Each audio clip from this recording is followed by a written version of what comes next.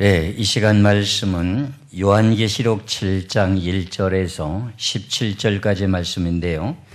그 가운데 계시록 7장 1절에서 8절까지만 봉독하겠습니다. 이일 후에 내가 내 천사가 땅의 내 모퉁이에 선 것을 보니 땅의 사방에 바람을 붙잡아 바람으로 하여금 땅이나 바다이나 각종 나무에 불지 못하게 하더라. 또 봄에 다른 천사가 살아계신 하나님의 인을 가지고 해도는 데로부터 올라와서 땅과 바다를 해롭게 할 권세를 얻는 네 천사를 향하여 큰 소리로 외쳐 가로되 우리가 우리 하나님의 종도로 임하에 인치기까지 땅이나 바다나 나무나 해하지 말라 하더라. 내가 인맞은 자의 소리를 들으니 이스라엘 자손의 각 지파 중에서 인맞은 자들이 14만 4천이니 유다 지파 중에 인맞은 자가 1만 2천이요 르벤 지파 중에 1만 2천이요 갓 지파 중에 1만 2천이요 아셀 지파 중에 1만 2천이요 납달리 지파 중에 1만 2천이요 므낫세 지파 중에 1만 2천이요 시몬 지파 중에 1만 2천이요 레위 지파 중에 1만 2천이요 이사갈 지파 중에 1만 2천이요 스불론 지파 중에 1만 2천이요 요셉 지파 중에 1만 2천이요 베냐민 지파 중에 인맞은 자가 1만 2천이라. 아멘. 오늘 이제 계시록 7장 1절에서 이제 마지막 절까지인데 먼저 이제 1절에서 8절까지만 보았습니다. 이스라엘 자손의 각 지파 중에서 인맞은 자가 몇 명이라고요? 14만 4천. 근데 이 이스라엘이라고 하니까는 전 세계 예수 믿는 사람들을 포함한 내용인지 아니면 이스라엘 나라 백성에게만 해당되는 뜻인지 이게 분별이 안 돼가지고 상징적인 숫자로 지금 풀이하게 되는 내용도 있습니다. 그런데 또 그 가운데에도 계시록 14장에도 14만 4천이 나오니까는 이건 또 어떤 거냐 또 이렇게 의문을 가지게 되고요. 그래서 지난 시간에는 계시록 6장 이제 다섯째 인을 뗐을 때에 대한 내용을 따라서 순교의 수가 차는 그 내용까지 해서 계시록 14장 1절에 있는 어린 양이 시온산에 있었고 그와 함께 14만 4천이 섰다고 하는 그 내용의 말씀을 드렸습니다.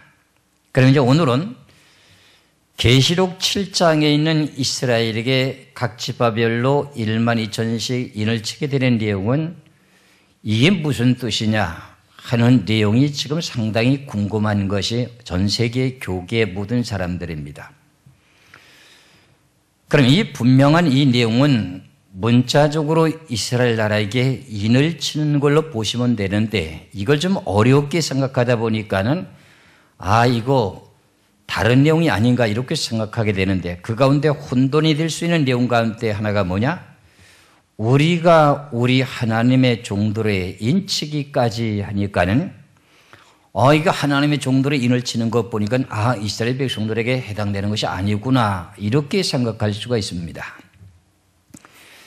그럼 하나님의 종들이라고 하면 우리가 일반적으로 쉽게 머리에 떠오르게 되는 내용이 뭐냐? 주의 종이라고 하는 목사님들이라고 하는 걸 생각하게 됩니다. 그런데 성경에서 나타나고 있는 이스라엘 백성들이 하나님의 종인 줄을 까맣게 잊어버렸기 때문에 그렇습니다. 계시록 7장 1절에서부터 8절까지 대한 내용은 이스라엘 백성들이 전 세계 지금 흩어져 있는 가운데 아직도 고향 땅에 들어오지 못한 백성들이 많이 살고 있습니다. 그 사람들이 이방 나라에서 고향 땅인 고토로 다 돌아가면서 이루어지게 될 예언의 성취가 계시록 7장 1절에서부터 8절까지가 되고요. 그 다음에 9절서부터 마지막 절인 17절까지는 일 후에 내가 보니 각 나라와 족속과 백성과 방언에서 아무라도 능히 셀 수 없는 큰 무리라고 하는 것은 전 세계 예수 그리스도를 믿고 있는 성도들을 보고 하는 소리입니다. 그럼 전 세계 예수 그리스도를 믿는 사람들이 이미 예수 그리스도를 믿게 됨으로 인침을 받고 난 후에 신앙생활 가운데 지었던 모든 죄를 큰 환난을 거쳐가지고 깨끗하게 회개가 됐다고 하면서 구원을 받게 되는 내용을 설명하고 있습니다. 그렇다고 하면 우리가 구원받는 사람들이 14만 4천이면 구원받는 것이 아니고 14만 4천이 누구에게 해당되는 내용의 뜻이라는 것을 여러분들 분별하셔야 돼요. 이것은 이스라엘 백성들에게만 해당되는 내용입니다. 그럼 어떤 분이 또 이렇게 질문합니다. 목사님, 그러면은 이스라엘 백성들이 이렇게 14만 4천이면 구원받고 나머지는 구원받지 못한다는 말입니까? 이렇게 질문해요. 아닙니다. 계시록 11장에 가면 두 증인이 1260일 동안을 다시금 이스라엘 나라 땅에서 복음을 전파하고 있기 때문에 거기는 숫자가 나와 있지 않기 때문에 결과적으로 얼마나 구원받는지에 대한 내용은 모릅니다. 그러나 왜 14만 4천은 꼭 인을 쳐야 됩니까? 이렇게 질문하신 분들이 있어요. 그 내용은 이제 계시록 7장 15절에 가서 그 비밀의 뜻을 설명하기로 하고, 그럼 먼저 왜 이렇게 이스라엘 백성들에게 1만 2천씩 인을 치는 내용의 원인이 언제 이루어지는 것인가 하는 걸 생각해 놓고 보면은 오늘 계시록 7장 1절의 말씀을 보시겠습니다. 계시록 7장 1절에 이일 후에 내가 내 천사가 땅에 내 모퉁이 선 것을 보니 땅의 사방에 바람을 붙잡아 바람으로 하여금 땅이나 바다이나 각종 나무에 불지 못하게 하더라. 바람을 불지 못하게 한다고 하는 내용은 전쟁을 하지 못하게 한다는 뜻입니다. 그럼 이 내 천사가 땅에 내 모퉁이에 섰다고 하는 말은 어디냐? 지구는 둥글잖아요. 근데 내 모퉁이라고 하니까 이게 좀 이해가 잘 안 되잖아요. 이것은 어디를 보고 말씀하시느냐 할 것 같으면은 이스라엘 나라에게 하나님이 유업으로 나눠준 그 땅덩어리의 내 모퉁이를 말합니다. 그 내용을 먼저 창세기 15장을 보시겠어요. 창세기 15장을 보시면은 아브라함에게 하나님께서 너의 후손들이 애굽 땅에 갔다가 다시금 너희들이 들어오게 될 때 애굽 강에서부터 유브라데 강까지에 대해서 너희들에게 땅을 나눠주게 될 내용을 설명하게 됩니다. 그 내용의 말씀이 이제 창세기 15장 18절에서 21절을 보면은 이제 여러분들이 지금 지도상으로도 알 수 있는 내용과 같이 직사각형으로 이제 남쪽에는 애굽, 북쪽이라고 하는 유브라데 강까지, 저 서쪽에는 지중해 바다, 이제 동쪽으로는 결국 요단강, 강물의 그 경계, 이렇게 하면은 직사각형이 되는 이 땅의 내 모퉁이라고 하는 것은 유브라데 강을 중심해서 지금 땅의 내 모퉁이에 서는 것을 말합니다. 내 모퉁이라고 하는 내용 자체가 내 천사가 땅의 내 모퉁이에 서니까는 이 내 천사가 주관하고 있는 내용의 의미가 뭔가, 땅의 내 천사가 땅의 모퉁이, 내 모퉁이에 선다고 하는 뜻이 뭔가 하는 것은 스가랴서 6장에 보면은 내 말의 권세를 주관하고 역사하시는 그 천사가 있어요. 내 천사가 있어요. 그 천사를 보고 하는 내용의 뜻입니다. 그럼 먼저 땅의 내 모퉁이라고 하는 내용을 먼저 밝힙니다. 창세기 15장 18절에서 21절까지입니다. 그날에 여호와께서 아브라함으로 더불어 언약을 세워 가라사대 내가 이 땅을, 이 땅이라고 하는 것은 아브라함의 후손에 주겠다고 하는 땅을 애굽 강에서부터 큰 강 유브라데까지 네 자손에게 주노니 곧 겐 족속과 그니그 족속과 간문 족속과 헷 족속과 브리스 족속과 르바 족속과 아모리 족속과 가나안 족속과 기르가스 족속과 여부스 족속의 땅이니라 하셨더라 그랬어요. 그럼 이 내용을 앞서 설명드린 내용처럼 내 모퉁이니까요. 땅에 내 모퉁이에 선 것을 보거든 했잖아요. 계시록 7장 1절에. 거기 내 천사가 섰다는 겁니다. 그러니까 내 모퉁이를 먼저 아는 것부터 지금 제가 말씀드리는 거예요. 애굽 강에서부터 유브라데 강까지, 그 서쪽에는 지중해 바다, 동쪽에는 요단강 경계. 그러면 직사각형이 됐든 정사각형이 됐든 네모 반듯 내 모퉁이가 나올 수가 있지요. 그렇지요. 그러면은 유브라데 강을 경계로 해서 애굽 쪽의 남쪽으로 두 모퉁이, 유브라데 강을 중심해서 저 북쪽으로 두 모퉁이, 이렇게 자리 잡는다고 하는 내용의 표현이 계시록 7장 1절에 2일 후에 내가 내 천사가 땅 내 모퉁이에 선 것을 보니 땅의 사방에 바람을 붙잡아서 바람을 하여금 땅이나 바다나 각종 나무에 불지 못하게 하더라 그랬어요. 그럼 네 천사가 무슨 뜻인가 하는 내용을 앞서서 말씀드렸던 것처럼 계시록의 6장에 나오는 내용에 첫째를 떼니까 흰말이 나오고, 그 다음에 둘째를 떼니까 붉은 말이 나오고, 셋째를 떼니까 검은 말이 나오고, 넷째를 떼니까 청황색 말이 나왔어요. 그렇죠? 이 네 말의 권세를 움직이고 주관하는 내용은 누구냐 할 것 같으면 이제 네 천사가 주관한다는 뜻입니다. 그럼 첫째 흰말의 권세는 그리스도의 권세라고 했는데, 그 가운데 제가 첨부에서 말씀드리길 뭐라고 말씀드리냐 할 것 같으면, 나라적으로는 이스라엘 나라를 보고 흰말의 계통이다, 이렇게 제가 말씀드린 바가 있습니다. 그럼 먼저 스가랴서 6장 1절에서 5절까지 말씀을 봅니다. 구약성경 말라기에서 바로 전에 스가랴 6장 1절에서 5절까지 봅니다. 내가 또 너를 들어본즉 네 병거가 두 산 사이에서 나왔는데 그 산은 노산이더라. 첫째 병거에는 홍마들이, 계시록에서 나오는 내용은 붉은 말이죠. 둘째 병거에는 흑마들이, 계시록에서는 검은 말이고요. 셋째 병거는 백마들이 신발로 나오고요. 넷째 병거는 오롱지고 건장한 말들이 매는지라. 오롱지다고 하는 말은 청황색 말을 말합니다. 내가 내게 말하는 천사에게 물어 가로되 내 주여 이것들이 무엇이니까 하고 스가랴 선지자가 천사에게 물었어요. 그랬더니 천사가 대답하여 가로되 이는 하늘의 네 바람인데, 오늘 바람에 대한 내용을 말했잖아요. 그렇잖아요. 하늘의 네 바람인데 온 세상의 주 앞에 모셨다가 나가는 것이라 하더라. 온 세상의 주 앞에 모셨다가 나가는 것이라 하더라. 이게 뭐예요?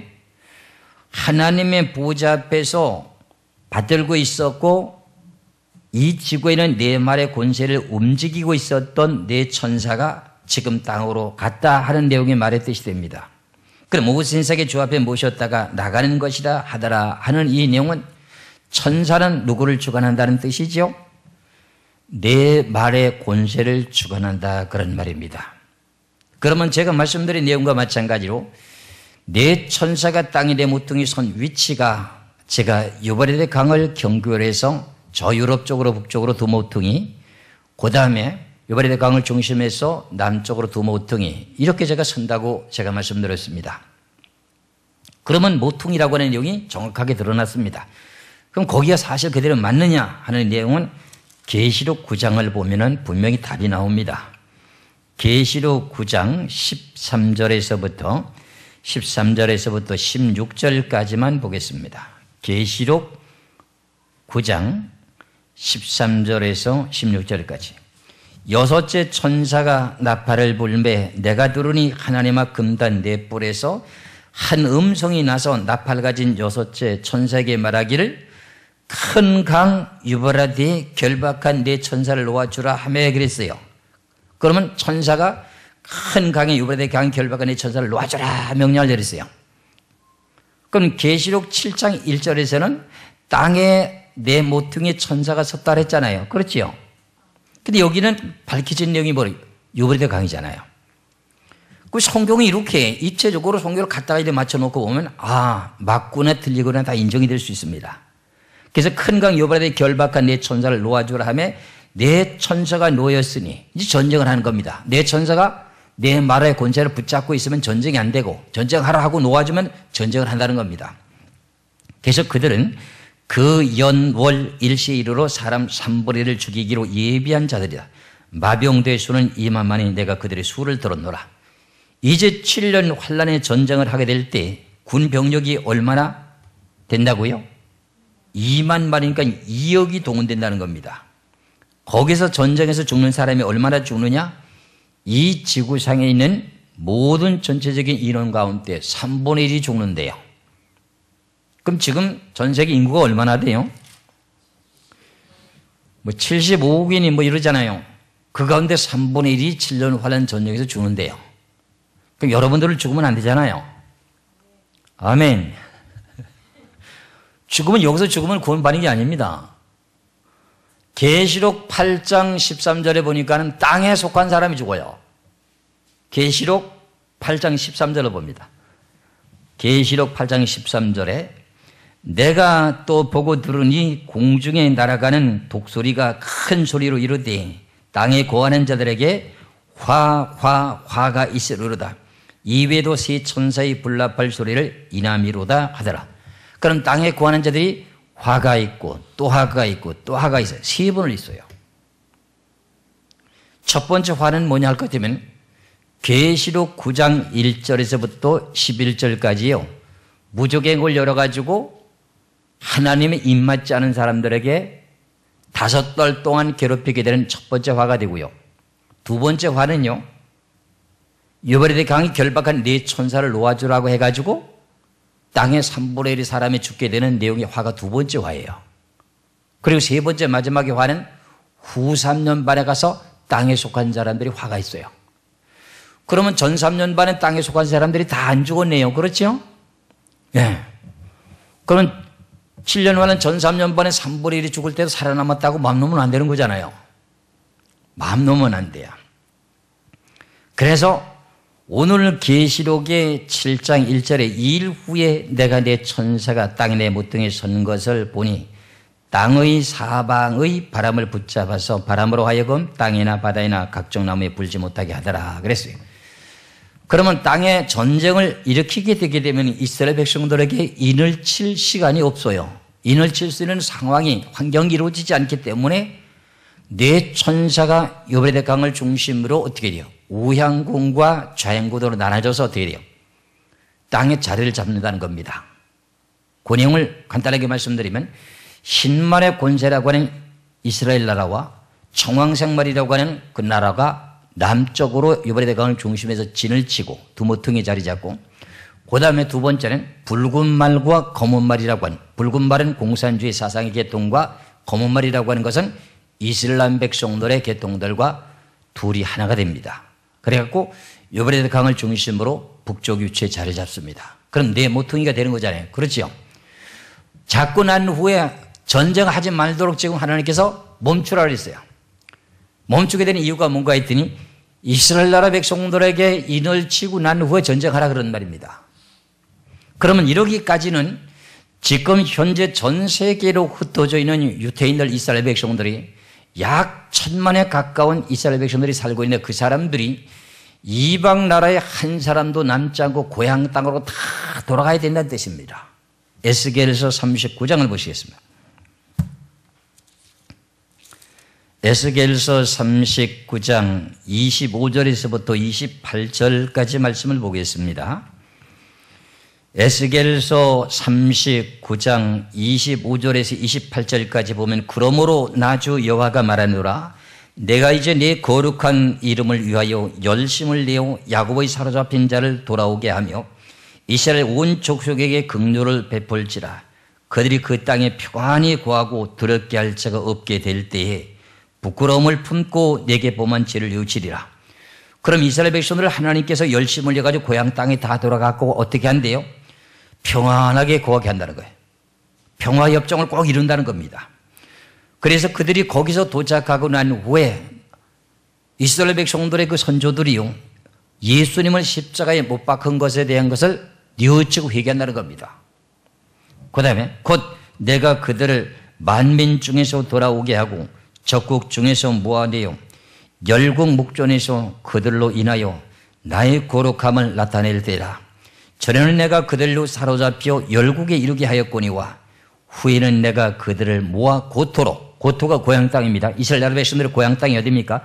이스라엘 나라지요. 고토로 돌아오게 하고 그 한 사람도 이방에 남기지 아니하리니 그들이 나를 여호와 자기들의 하나님인 줄 알리라. 그럼 계시록 7장에서 이스라엘 백성들에게 12,000씩 각 지파별 12,000씩 일을 치기 위해서는 전 세계에 흩어져 있던 이스라엘 백성들이 고향 땅으로 다 돌아가야 된다는 거잖아요. 다 돌아갑니다. 지금 2013년도에 유럽에는 유대인들이 얼마나 돌아갔어요? 3,300명 정도 돌아갔어요. 2014년도에는 7,700몇 명이 돌아갔어요. 2015년도에는 15,000명 이상이 지금 돌아간답니다. 그럼 지금 계속 돌아가고 있는 중에 있어요. 그렇죠? 그럼 이 이방에 남아있는 모든 사람들이 다 돌아간다는 거예요. 고향 땅으로. 하나님이 그렇게 하신다는 거예요. 참 놀라운 일이죠. 미국에 가장 많이 살고 있어요. 이스라엘 백성들이. 그래서 미국에도 또 이스라엘 백성들이 살고 있는데 이스라엘 백성들이 어떤 내용의 지금 음모를 꾸미고 있느냐 할 것 같으면은 이스라엘 백성들이 돈이 많다 보니까요. 미국의 국회의원들 정치하는 모든 사람들의 정치 자금을 다 대줍니다. 그래가지고 결과적으로 이스라엘 나라 땅을 어떻게 해요? 미국이란 초강대국이 결과적으로 지켜주길 원하는 내용의 뜻을 어떻게 돼요? 유태인들이 미국의 국회의원에 나오게 되는 사람들에게 정치 자금을 대가지고 정치 자금 되는 모든 사람들마다 다 국회의원이 또 당선이 되네요. 그러니까 돈을 대주고 국회의원을 만들어 놨으니까 그 사람들이 결과적으로 국회의원들에 뭐라고 해서 우리나라 땅에 이스라엘 백성들에게 어떤 피해가 가지 않도록 해달라. 이런 내용에 대한 내용을 이스라엘 백성들이 지금 알게 되었습니다. 이미 보통 알고 있는 사람은 이미 오래전부터 알고 있었고 그러다 보니 이제 어떤 일이 발생되느냐 할 것 같으면은 이슬람 백성들이 유태인들을 공격하겠다고 하는 음모가 지금 계속 준비 중에 있습니다. 그러면 그 내용 속에서 지금 이스라엘 백성들이 여러 가지 피해를 당하게 되면 고향 땅으로 돌아가게 되는 하나님의 계획된 뜻이 지금 이루어지게 됩니다. 저는 이런 내용이 성경에 예언된 내용을 보면서 이스라엘 백성들이라고 하는 미국에 살고 있는 백성들이 어떻게 돌아갈까 하는 것을 늘 궁금하게 여기는 가운데 현실적으로 그런 정보가 딱 입수가 되게 되면 맞다 이런 방법이다 하는 내용을 예측해 볼 수가 있습니다. 그래서 고향 땅으로 다 돌아가게 되면서 결과적으로 무슨 일이 벌어지느냐 오늘 계시록 7장에서 이루어지게 되는 이스라엘 백성들에게 인을 치는 작업이 됩니다. 그런데 지금까지도 이스라엘 백성들이 아직도 메시아라고 하는 메시아라고 하는 하나님 아들이 아직도 오지 않고 기다리고 있는 백성들이 이스라엘 백성들입니다. 유태인들입니다. 일부는 지금 이스라엘 백성들에게도 예수 그리스도가 하나님 아들이라고 하는 메시아라고 하는 걸 믿는 사람도 있어서 지금 구원을 받았지만 아직도 전체적인 이스라엘 백성들 전체가 거의 다가 하나님 아들 메시아는 아직 오지 않았다고 하고 전 세계 예수를 믿는 이방인들이 믿는 예수는 그 이방인의 구세주다고 이렇게 할 정도에 대한 내용으로 아직도 메시아가 오지 않았다고 합니다. 그럼 이제 그들이 고향 땅으로 더 돌아가게 되면 이방인들이 믿고 있는 예수 그리스도가 하나님 아들 메시아군 하는 거 알게 된다는 겁니다. 그래서 인을 치는 작업이 지금 계시록 7장에 닿은 14만 4천인입니다. 그럼 그 내용이 맞는지를 이제 제가 확인시켜 드리겠습니다.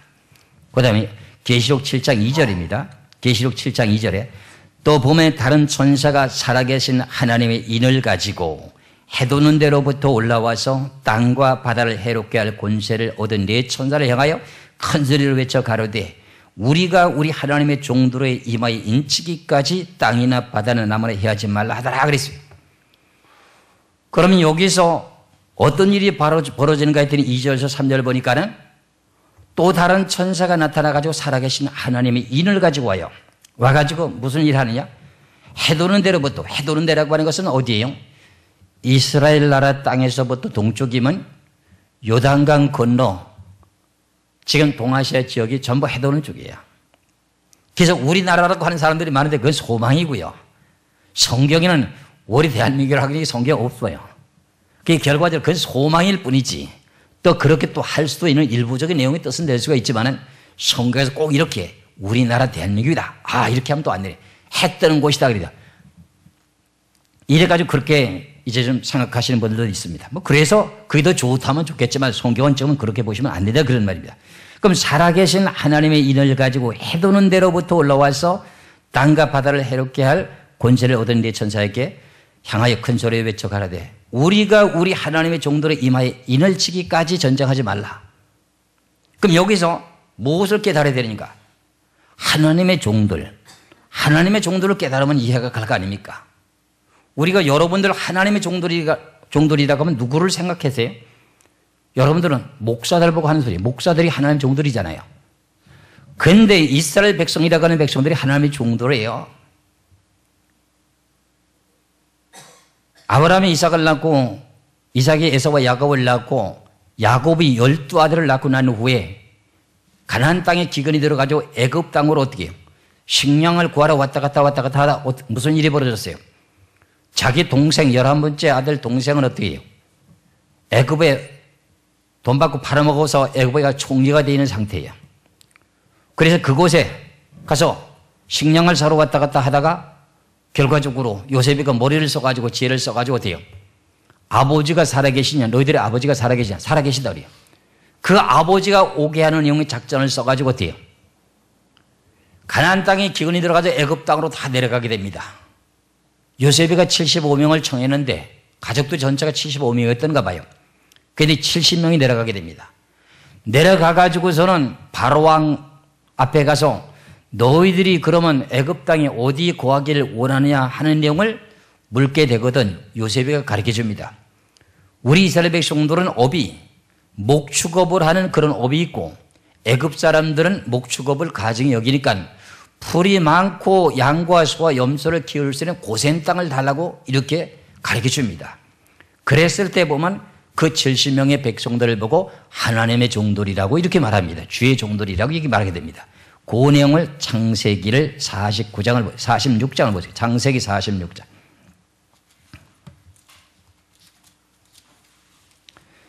창세기 46장 33절에서 34절까지 봅니다.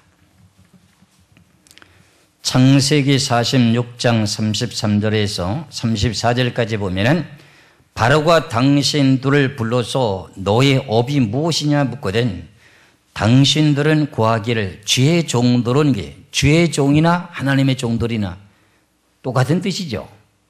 하나님의 종이나 주의 종이나 그렇죠. 주의 종들은 어렸을 때부터 지금까지 목축하라는 자였는데 우리가 우리 손주가 다 그러하니다. 하소서 애굽 사람은 다 목축을 가증히 여기라니 당신들이 고센 땅에 거하게 되리다 하고 요셉이가 가르쳐줘요. 그럼 이 내용의 말씀을 놓고 보니까 이스라엘 백성들을 보고 말할 때 뭐라고 말해요? 주의 종이라고 그러잖아요. 그렇잖아요. 꼭 하나님의 종이라 그래야 맞나요? 그럼 하나님의 종이라고 하는 내용을 한번 보시겠어요? 야곱이 죽고 난 후에 일어난 사건을 보면 하나님의 종들의 죄를 이제 용서하소서 이렇게 말합니다. 12지파들에 대한 연구하는데 11 형제들이 그렇게 말합니다. 보시겠어요? 창세기 50장 15절에서 17절까지 말씀을 보겠습니다.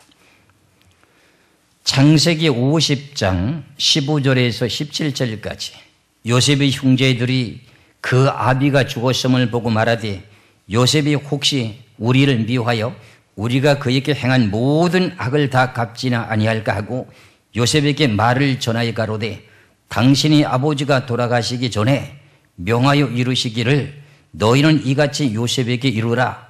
네 형들이 네게 악을 행하였을지라도 지난 과거에 요셉을 어떻게 돼요?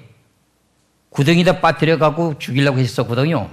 요셉에게 이르되 네 형들이 너희에게 악을 행하였을지라도 이제 바라건대 그 허물과 죄를 용서하소서 하셨다 하라 하셨나니 당신이 아버지 하나님의 종들의 죄를 이제 용서하소서 그랬어요. 하나님의 종들이 누구예요? 이스라엘 백성들이잖아요. 에이 목사님 그건 12지파에 대한 족장들이니까 하나님의 종이죠. 또 이렇게 또 말한단 말이에요. 그렇죠? 다 핑계를 잘 대거든요. 그러면 이스라엘 백성들 전체가 그럼 하나님의 종이라고 하는 것을 찾아봐야지 그러면 정신을 차리잖아요. 그렇잖아요. 레위기 25장을 보시죠. 레위기 25장. 레위기 25장 마지막 절인 55절을 보시겠어요. 레위기 25장 55절에 이스라엘 자손은 나의 뭐라고요? 종이 됩니다. 하나님의 종이면은 오늘 하나님의 종들의 이마에 인치기까지라 그랬잖아요. 그렇잖아요. 여러분들 개역 성경에는 뭐로 되어 있어요? 종으로 되어 있어요. 근데 여러분들이 보는 성경에는 어떻게 되어 있어요? 품꾼. 하나님을 섬기는 품꾼. 그럼 하나님의 종 맞아요? 안 맞아요? 종이에요. 이스라엘 자손은 나의 품꾼, 다른 말로 말하면 나의 종이 됩니다. 그들은 내가 애굽 땅에서 인도해낸 나의 뭐라고요? 품꾼이요. 다른 말로 하면 종이요. 나는 너희 하나님 여호와라. 그럼 이스라엘 백성들 전체가 뭐예요? 하나님의 종들이에요. 몇 장에 기록되어 있어요? 몇 장 몇 절에? 레위기 25장 55절 마지막 절에. 그러면 오늘 하나님의 종들의, 우리가 하나님의 종들이 임하여 인치기까지라고 했으니까 하나님의 종들이 누구예요? 이스라엘 백성들, 이스라엘 백성들. 그런데 지금 전 세계 목사님들 보고 인을 치는 걸로 생각하시면 어떻게 돼요? 그건 아니잖아요. 성경이 안 맞잖아요. 하나님께서 이스라엘 백성들을 모세를 통해서 광야로 나오게 만들고 난 후에 하나님의 말씀을 모세를 통해서 주시고 난 후에 이스라엘 백성들을 보고 뭐라고 언약을 맺어요? 너는 제사장의 나라라. 이렇게 말해요. 제사장의 나라면 뭐 하는 거예요? 이스라엘 백성들이 전부 다 하나님 섬기는 백성이잖아요. 그럼 전부 무슨 종이에요? 하나님의 종들이잖아요. 그런데 왜 이런 내용의 성경을 빠뜨려 놓고 자기 마음에 맞는 생각대로 우리가 우리 하나님의 종들이라는 거, 목사들에게 인을 친다고 이렇게 말을 하면 되겠는가요? 안 맞죠? 그래서 지금까지 계시록 7장과 계시록 14장의 14만 사전이 아직도 안 풀리는 내용들이 이런 오해 소지 때문에 그래요. 그럼 하나님의 종이라고 하는 것은 이제 확인이 됐습니다. 그렇죠? 그럼 하나님의 인을 치는 걸 한번 확인해 보시겠어요? 하나님 인을 치는 것. 그럼 하나님의 인이라고 하는 것은 우리 이방 백성들이 예수를 믿게 됨으로 말미암아서 너는 내 백성이 하고 인을 치고 그 다음에 보증으로 뭘 줘요? 보증으로 성령을 주십니다. 그럼 이방 백성들은 다 예수 그리스도를 믿을 때 전부 하나님의 인을 받았는데, 그러면 이 지금 이방 백성들의 주의 종이라는 목사님들도 예수를 처음 믿으면서 구원받을 때 하나님의 인을 받았는데, 그럼 또 받는단 말입니까? 이게 성경이 지금 안 맞거든요. 고린도 후서 1장 20절을 보시겠어요? 고린도 후서 1장 20절에서부터 22절까지 보겠습니다. 고린도 후서 1장 20절에서 22절까지. 하나님의 약속은 얼마든지 그리스도 안에서 이해가 되니 그런즉 그로 말미암아 우리가 아멘하여 하나님께 영광을 돌리게 되느니라. 우리를 너희와 함께 그리스도 안에서 경고케 하시고 우리에게 기름을 부으신 이는 하나님이시니, 이 우리라고 하는 건 누굴 말하는 거예요? 사도들이잖아요. 기름을 부었다라고 하는 건 무슨 말이에요? 성령의 기름을 부었다는 거예요. 마가다락방에서. 우리에게 기름을 부으신 이는 하나님이시니, 저가가 누구예요? 하나님이시잖아요. 지금 하나님이 인치는 걸 지금 확인하는 거예요. 저가 또한 우리에게 인치시고, 그러면 사도들이 예수님을 따라다니며 예수를 믿게 되므로 인쳤잖아요. 너는 하나님의 백성이라 인을 쳤잖아요. 그리고 보증으로 뭘 줬어요? 성령을 우리 마음에 주셨다 그랬어요. 아, 이제 좀 못 깨달으시네. 하나님의 인이 뭐예요? 예수 그리스도를 믿는 믿음이 있게 될 때 천사를 통해서 너는 내 백성이 가지고 도장을 꽝꽝 찍어 놨어. 그리고 그 다음에 뭘로 보증을 세웠어? 성령을 그들에게 줘서 그게 보증을 삼았어. 그러면 결과적으로 하나님의 인을 친다고 하는 내용이 여기 분명히 나와요, 안 나와요? 그러면 오늘 본문의 계시록 7장에서 말씀하고 있는 2절에 또 내가 다른 천사가 살아계신 하나님의 인을 가지고 해도는 데로부터 올라와서 땅과 바다를 해롭게 할 권세를 얻은 네 천사를 향해서 큰 소리로 외쳐 가로되 우리가 우리 하나님의 종들을 임하여 인치기까지 땅이나 바다는 나무를 해하지 말라 하더라 그랬어요. 그러면은 누가 인을 맞았는지 누가 안 맞았는지 그 구분할 수 있어요, 없어요? 여기서 우리라고 하는 단어가 나왔으니까 복수잖아요. 복음을 들고 나가서 외치는 자가 있어야 예수 그리스도를 믿을 수가 있죠. 그렇죠? 그럼 인을 치는 자는 누가 될까요? 천사요. 영적인 내용은 영의 계통이 알아요. 거라사 젊은 청년의 군대 귀신이 들렸을 때 예수님이 오셔서 그걸 쫓아내려고 했을 때 뭐라 해요? 지극히 높으신 하나님 아들이요, 당신과 나와 무슨 상관이 있나이까? 아, 우리는 영적으로 볼 하나님 아들 알아보잖아요. 그렇잖아요. 귀신 들린 자도 아는 것처럼요, 천사들은 결과적으로 예수 그리스도를 믿는 믿음이 있는지 없는지를 확인하고 믿어지는 믿음이 생기면 너는 내 백성이 하고 도장을 콱콱 일을 쳐버려요. 영적인 일을. 그러면 에스겔서를 보시고 9장을 보시고 에스겔서 9장을 보시겠어요.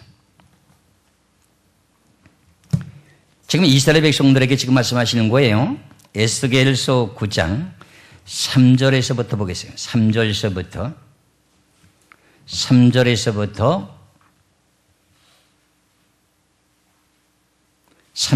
4절까지만 보겠어요. 그룹에 머물러 있던 이스라엘 하나님의 영광이 올라 성전 문지방에 이르더니 여호와께서 그 가는 베옷을 입고 서기관의 먹그릇을 찬 사람을 불러 이르시되 그러세요.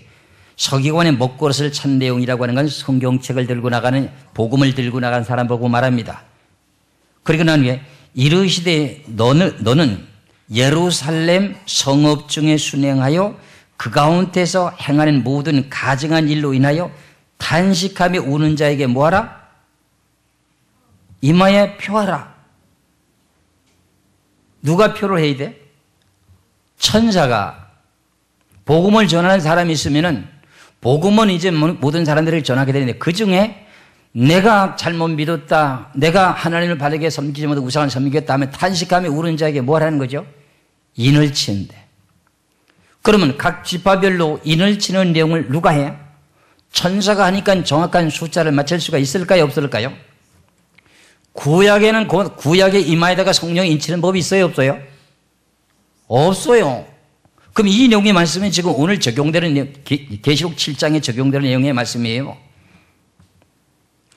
그러면은 오늘 본문이라고 하는 내용 가운데 이스라엘 백성들이 고향 땅에 다 들어오고 난 후에 살아계신 하나님의 일을 가지고 해도는 데로부터 올라와서 사람도 올라오고 복음을 전하러 올라오고 그 다음에 그 가운데서 탄식하며 우는 자에게 누가 인을 쳐? 천사가 인을 치니까 결과적으로 각 지파별로 1만 2천씩 정확하게 칠 수가 있을까요? 없을까요? 정확하게 칠 수가 있죠. 숫자를 맞출 수가 있다 그런 말입니다. 다시 봅니다. 3절서부터 4절로 연결해서 봅니다. 계시록 7장 3절에서 4절까지. 가로되 우리가 우리 하나님의 정도로 임하여 인치기까지 땅이나 바다나 나무라 해하지 말라 하더라. 내가 인맞은 자의 수를 들으니 이스라엘 자손의 각 지파 중에서 인맞은 자들이 14만 4천이니 그랬습니다. 이스라엘 백성들이 분명히 말했지 전 세계 예수 믿는 사람들이라고 한 소리가 아니거든요.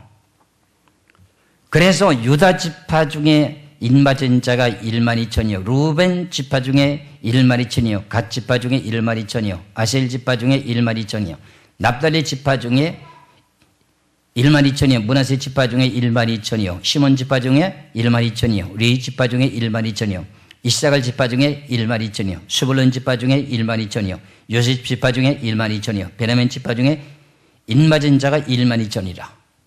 그러면 12지파에게 1만 2천씩 인을 쳤으니까 몇 사람이에요? 14만 4천. 이게 뭐 상징적인 숫자예요? 그대로인데. 이게 상징적인 숫자면 므낫세 지파를 집어넣지 말고 단지파를 집어넣어야 되는데 단지파가 없다 보니까 어떻게 해요? 므낫세 지파를 집어넣어서 상징적인 숫자면 단지파 그냥 그대로 집어넣고 하면 되지. 그럼 이런 것을 보더라도 전부 지금 성경을 오해하고 있었다 그런 말입니다. 그러면 왜 이렇게 이스라엘 백성들에게 1만 2천씩 각 지파별에 쳐서 14만 4천을 만드는가 하는 내용이 이제 원인을 15절에서부터 설명하겠습니다. 그 다음에 이제 계시록 7장 9절에서부터요. 9절에서부터 14절까지 보시겠어요.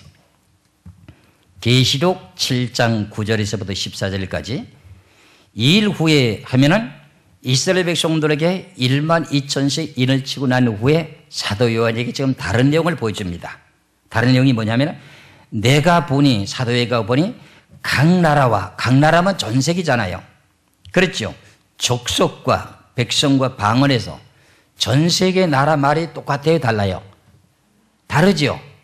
그걸 보고 말할 때 방언이라고 그래요. 말하는 게 다르다 그런 말이에요. 아무라도 능히 셀 수 없는 큰 무리가 흰 옷을 입고 손에 종려가지를 들고 보좌 앞과 어린 양 앞에 서서 큰 소리로 외쳐 가로되 구원하심이 보좌에 앉으신 우리 하나님과 그 어린 양이 있도다 하니 그랬어요. 그럼 전 세계 예수 그리스도를 믿는 사람들에게 여기 인을 치는 내용이 나와요, 안 나와요? 안 나오잖아요. 왜? 예수 믿는 사람들이 날짜가 다 틀려요. 그렇죠? 이미 예수 그리스도를 믿는 백성들은 유럽에서부터 먼저 생겨났고, 그리고 전 세계로 지금 시계 바늘 방향 쪽으로 한 바퀴 돌아가면서 예수를 믿고 있잖아요. 그렇죠? 근데 이 사람들이 인을 친 것이 이미 각자 다 예수 믿어서 쳤기 때문에 인친다고는 소리가 없어요. 그렇지요? 그럼 능히 셀 수 없는 신불이요, 이 사람들은. 이건 이방 나라 백성들입니다.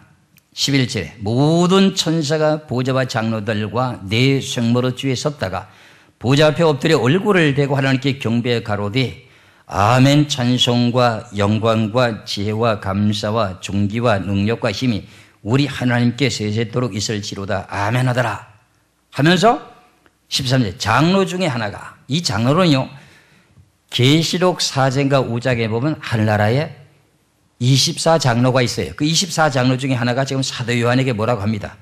장로 중에 하나가 응답하여 내게 이르되, 사도 요한에게 이르되 이 흰옷 입은 자들이 누구며 또 어디서 왔느냐 하고 지금 질문하는 거예요. 그때 이 사도 요한이 뭐라 하는지 보세요. 14. 내가 가로되 내 주여 당신이 알리다. 사도 요한이 모르겠다는 겁니다. 그랬더니 그가 나더러 이르되 이런 큰 환난에서 나오는 자들인데 어린 양의 피에 그 옷을 씻어 희게 하였느니라. 그러면 전 세계 이방인들이 예수 그리스도를 믿고 구원받은 성도들이 일상생활에 살아가다가 범죄한 내용 때문에 죄가 있었던 것이 환난 속에 들어가서 어떻게 됐다는 거죠? 깨끗하게 씻음받았다는 거예요. 이것이 계시록에 나오는 마지막 종말의 복음이라고 하는 걸 알아야 돼요. 죄가 어떻게 돼서 깨끗하게 되느냐, 환난 속에 들어가서 어떻게 해서 깨끗하게 되느냐, 이거를 아는 게 계시록이에요. 이게 듣는 사람이 복이 있다는 거예요. 그러면 계시록 7장 1절에서부터 8절까지는 이스라엘 나라 중동의 백성들을 보고 말했고, 9절에서부터 14절까지는 전 세계 예수 그리스도를 믿는 사람들을 보고 말했고, 그럼 이 사람들이 죽었다가 부활되는 게 아니라 환난 속에서 나오니까 죽음을 보지 않은 사람이에요. 그렇죠? 이게 전부 다 변화될 사람들이에요. 14만 4천인도 변화인, 그 다음에 각 나라 족속에서 너희 셀 수 있는 신무리들도 변화인, 죽음을 보지 않고 변화를 받아야 되니까요. 그래서 구름 속으로 끌어올려갈 사람들이니까요. 15절입니다. 그러므로 그들이 하나님의 보좌 앞에 있고, 이제 구원받아서 올라가니까요. 있고, 또 그들의 성전에서 밤낮 하나님을 뭐 하고요? 하나님을 밤낮 섬긴대. 여러분들 지금 이 땅에서도 하나님을 섬기는데, 주일 예배 때, 주일 성수하는 것도 힘이 드는데, 또 하늘나라 가서 밤낮 섬긴대. 그럼 어떻게 섬기는데? 하나님 밤낮 섬기는 게 뭐 어떻게 섬기는데? 찬송 부르는 게 하나님이 섬기는 거야. 그럼 한꺼번에 다 구원받은 성도들이 다 찬송을 밤낮 섬기면 아무 일도 못하고 찬송만 해야 되네? 그래서 이스라엘 12지파들이라고 하는 지파를 나눈 거예요. 12지파로 12반열로 나눈 거예요. 쉽게 말씀드릴게요. 이 세상에서도 태어난 사람들이, 금년에 태어난 사람들이 무슨 띠라 그래? 세상 사람들이. 금년은 무슨 띠예요? 양띠? 전 양띠인지 뭐 개띠인지 잘 모르겠는데, 양띠에 태어났다가 하면 앞으로 12년 후에 태어난 사람도 또 양띠지, 그렇죠? 그러면은 그 계통의 반열처럼 유다 지파에 속한 반열, 루벤 지파에 속한 반열, 갓 지파에 속한 반열, 이 지금 구원받은 각 나라와 족속에서 능히 셀 수 없는 신무리들이 12지파의 반열로 나눠져 버려요. 나눠가지고 어떻게 돼요? 하나님을 섬기는 거예요. 찬송을 하는 거예요. 한 지파가 한 달을 하든지 15일씩만 하든지 나눠가지고 찬송을 하게 되면 나머지 사람들은 어떻게 돼요? 자기 삶의 생활 속에 천국에서도 개인적인 생활이 있기 때문에 그 생활을 할 수가 있다 그런 말입니다. 그러니까 밤낮 섬기는 그 내용이, 밤낮 섬기기 위해서 12지파에 대한 내용들을 1만 2천씩 인을 치게 되는데, 쉽게 말하면 교회에 성가대원이나 같아요. 이스라엘 백성들을 14만 4천인 인을 쳤다면 쉽게 말하면 성가대원이나 같아. 성가대원들을 따라서 성도들이 함께 한 반열마다 찬송하면 하나님께 밤낮 섬길 수가 있어요, 없어요? 밤낮 하나님 섬길 수가 있어요. 하나님의 사람을 지으신 목적이 찬송을 부르기 위해서 지었다고 성경에서 말씀하고 있어요. 찬송가란다. 이사야 43장 21절의 말씀을 보시겠어요? 21절을 보시겠어요? 이사야 43장 21절에 이 백성은 내가 나를 위하여 지었나니 나의 찬송을 부르게 하려 함이라 하겠죠. 그렇지요? 이스라엘 백성들을 어떻게 해요? 내가 그들을 지었나니 하나님 창조했다는 겁니다. 나의 찬송을 부르게 하려 함이라는 거예요. 야, 이제는 뭐 문제가 다 풀려졌네. 그렇죠? 그래서 하나님 이스라엘 백성들에게 1만의 인을 치는데 이게 뭐 상징적인 숫자 이거 아니잖아요. 이게 또 목사들 인치는 거 아니잖아요. 지금까지 14만 4천이 아직도 풀려지지 않은 난제예요. 지금까지 계시록에 14만 4천이 들고 난 사람마다 이단 소리 안 들은 사람이 없어? 야, 이제 뭐 성경이 좀 제대로 보이네. 그렇지요? 그럼 이제 마지막 절 쭉 봅니다. 구원받은 백성들이면 밤낮 하나님을 섬긴다고 했으니까 보시겠어요? 15절부터요. 마지막 17절까지 쭉 봅니다. 그러므로 그들이 하나님의 보호자 앞에 섰고 또 그의 성전에서 밤낮 하나님을 섬김에 보호자에 앉으시니까 그들 위해 장막을 치시니, 이게 장막이라고 하는 용어를 사용한 것은 이스라엘 백성들이 광야에 있을 때 성막에 대한 근용을 가지고 말합니다. 앞으로 우리가 영원토록 살게 될 새 예루살렘에 가게 되면 어떻게 돼요? 계시록 21장과 22장에 하늘에서 내려오는 그 장막을 덮어버려요. 그거 같아요. 그래서 16절에 저희가 다시 줄이지도 아니하며 목마르지도 아니하며 해나 아무 뜨거운 기운에 상하지 아니할지니, 그래서 천년 세계는 해와 달이 있어요. 근데 영원한 세계는 해와 달과 별이 없어요. 그래서 해나 아무 뜨거운 기운에 상하지 아니할지니 이는 보호자 가운데 계신 어린 양이 저의 목자가 되사 생명수 샘으로 인도하시고 하나님께서 저의 눈에서 모든 눈물을 씻어 주실 것이리라. 세상을 사는 동안에 너희들이 얼마나 괴롭고 힘들었느냐. 눈물 흘리면 찔찔 눈물 흘리며 전도도 하고 그랬지 않느냐. 내가 그 눈물을 다 닦아준다는 거야. 할렐루야. 그러면 이스라엘 백성들이 1만 2천씩에 14만 4천이면 구원 받느냐? 그건 아니라고 제가 말씀드렸죠. 그렇죠? 그럼 언제 가서 또 구원을 받느냐? 계시록 11장을 보시겠어요? 계시록 11장. 계시록 11장 1절에서 4절까지만 보겠어요. 계시록 11장 1절에서 4절까지. 또 내게 지팡이 같은 갈대를 주며 말하기를 일어나서 하나님의 성전과 제단과 그 안에서 경배하는 자들을 청령하되 그랬어요. 그럼 이 내용의 말씀은 예루살렘에 있는 중동인의 나라에게 성전이 세워진다는 내용의 예언입니다. 그러니까 성전이 세워지는 내용이니까 뭐라고 그래요? 내게 지팡이 같은 갈대를 주며 말하기를 일어나서 하나님의 성전과 제단과 그 안에서 경배하는 자들을 청령하라 그래요. 성전과 제단에서 경배하는 자를 청령하라고 하니까 성전이 있다는 뜻이 없다는 뜻이죠. 지금 중동이라고 하는 나라 땅에 성전 없어요. 그렇죠? 근데 이 내용의 말씀을 놓고 보니 성전이 세워진다는 뜻이에요. 그 다음에 2절에 성전 방마당은 청량하지 말고 그냥 둬라. 이것을 이방인에게 주었은즉 저희가 거룩한 성을 42달 동안 짓밟으리라. 그럼 이스라엘 백성들에게 후 3년 반에 42달 동안 짓밟힙니다. 그럼 다시 말하면 이스라엘 나라 땅에는 7년 환란 가운데 전 3년 반의 전쟁에는 피해간다. 그런 말입니다. 그래서 전쟁에 피해가기 때문에 전 3년 반에 1260일 동안을 두 선지자 모세와 같은 신명을 가진 사람, 엘리야와 같은 신명을 가진 두 사람이 어떻게 돼요? 1260일을 이어납니다. 보시겠습니다. 내가 나의 두 증인에게 권세를 주리니 저희가 굵은 베옷을 입고 1260일을 뭐해요? 예언하리라 그랬어요. 4절에 이는 이 땅의 주 앞에 섰는 두 가난한 두 촛대니 그랬어요. 이스라엘 백성들에게 모세로부터 주신 모세 오경에서부터 마지막에 선지자라고 하는 엘리야라고 하는 그 내용, 엘리야를 통해서 복음을 전했던 그 내용과 같이 엘리야가 누구예요? 엘리야가 오리라고 했던 내용이 엘리야가 누가 대신해서 엘리야 신명으로 왔어요? 세례요한이잖아요. 그러면 여기에 1260일 동안 예언하는데 많은 사람이 가면 도로 혼돈이 돼요. 왜 그러냐?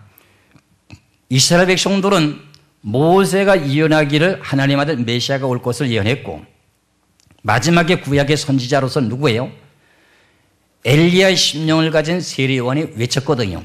그럼 이 두 사람만이 가야만이 그 사람들이 권형을 그대로 믿고 있기 때문에 너희들이 기다리고 우리가 예언했던 분이 누구냐 할 것 같지만 예수 그리스도라고 하는 그분이 메시아예요. 근데 너희들이 그걸 몰라보고 십자가에 못 박혀 죽였어.